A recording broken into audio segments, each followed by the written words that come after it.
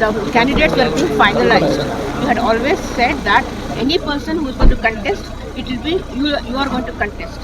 So what do you say? Of course, I am asking the ticket as I am the candidate. It is my responsibility. It is my district. I know the problem of this constituency. I know very well Mr. Kumar Swami in his tenure, he has not done anything. So I am taking up the moral responsibility. I am fighting with them. I am asking vote for myself. Though we have appointed my nominee as Mr. Yogesh, but I take up the responsibility for the development of Taluk, and my relationship with this Taluk people are good. I will maintain it.